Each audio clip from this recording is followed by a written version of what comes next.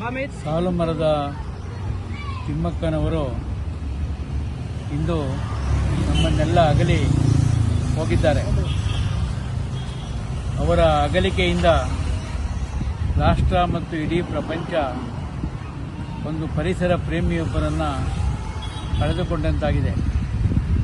ಪರಿಸರದ ಬಗ್ಗೆ ಆಲೋಚನೆ ಮಾಡ್ತಕ್ಕಂಥವರು, ಪರಿಸರದ ಬಗ್ಗೆ ಕಾಳಜಿ ಇಟ್ಕೊಂಡು ಕೆಲಸ ಮಾಡ್ತಕ್ಕಂಥವರು ದೀರ್ಘಾಯುಷಿಗಳಾಗಿ ಬದುಕಬಹುದು ಅನ್ನೋದಕ್ಕೆ ಸಾಲು ಮರದ ತಿಮ್ಮಕ್ಕನೇ 114 ವರ್ಷಗಳ ಕಾಲ ನೆಮ್ಮದಿಯಾಗಿ ಬದುಕಿರ್ತಕ್ಕಂಥದ್ದೇ ಸಾಕ್ಷಿ. ಆಗ ಯಾರ್ಯಾರು ನಾವೆಲ್ಲರೂ ಕೂಡ ದೀರ್ಘಾಯುಷನ್ನು ಬಯಸ್ತಕ್ಕಂಥವರು ಪರಿಸರ ಪ್ರೇಮಿಗಳಾಗಬೇಕು ಮತ್ತು ತಿಮ್ಮಕ್ಕನ ಮಾಡಿರ್ತಕ್ಕಂಥ ಕೆಲಸಗಳನ್ನು ನಾವು ಮುಂದುವರಿಸ್ಕೊಂಡು ಹೋಗ್ತಕ್ಕಂಥ ಕೆಲಸವನ್ನು ಮಾಡಬೇಕು.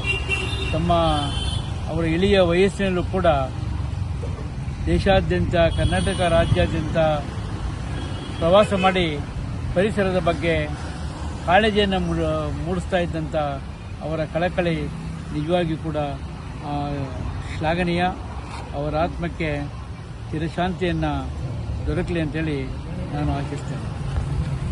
ಒಂದು ಅಪವಿತ್ರ ದಿನ ಅನ್ನಲಿಕ್ಕೂ ಸಾಧ್ಯ ಉಂಟು. ಕಾರಣ ಇಷ್ಟೇ, ಸಾಲು ಮರದ ತಿಮ್ಮಕ್ಕನವರು ಒಂದು ವೃಕ್ಷಗಳ ಒಂದು ಪೋಷಣೆಯಲ್ಲಿ ಯಾರ ಕಡಿಮೆ ಇಲ್ಲ. ಯಾವ ಓದಿರುವಂಥವರು ಅಥವಾ ಯಾವ ಪರಿಸರವಾದಿಗಳು ಇವ್ರಿಗೆ ಸಾಟಿ ಇಲ್ಲ. ಕಾರಣ ಇಷ್ಟೇ, ಅವ್ರಿಗೆ ಓದು ಬರಹ ಬರದೇ ಇದ್ರೂ ಓದು ಬರಹ ಬರುವಂಗೆ ಮಕ್ಕಳಿಗೆ ಮಾಡೋದು, ಗಿಡಗಳ ತನ್ನ ಸ್ವಂತ ಮಕ್ಕಳ ರೀತಿ ಸಾಕುವಂಥ ಒಂದು ಅವಕಾಶವನ್ನು ಮಾಡಿಕೊಟ್ಟು ಬೇರೆಯವ್ರಿಗೂ ಅದರ ಪ್ರೇರೇಪಣೆ ಕೊಟ್ಟು ಇದುವರೆಗೂ ಒಂದು ತುಂಬು ಜೀವನವನ್ನು ಸಾಗಿದ್ದಾರೆ.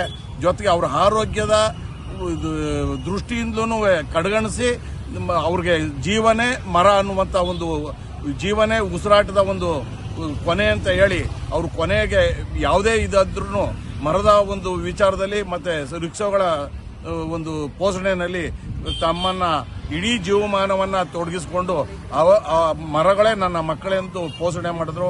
ಸ್ವಂತ ಮಕ್ಕಳನ್ನ ಪೋಷಣೆ ಮಾಡದೇ ಇದ್ರೂ ಮರಗಳನ್ನು ಪೋಷಣೆ ಮಾಡಿ ಒಂದು ತುಂಬು ಜೀವನ ಸಾಗಿದ್ದಾರೆ. ಇದು ಇಂದಿನ ಯುವ ಜನತೆಗೆ, ಎಲ್ಲ ಸಾರ್ವಜನಿಕರಿಗೆ, ಎಲ್ಲ ಸಂಘ ಸಂಸ್ಥೆಗಳಿಗೆ ಒಂದು ಮಾರ್ಗದರ್ಶನ ಅಂತ ಹೇಳಿ ಅವರ ನಿಧನದಿಂದ ಒಂದು ಚೈತನ್ಯನ ನಾವು ಕಳ್ಕೊಂಡಿದ್ದೀವಿ.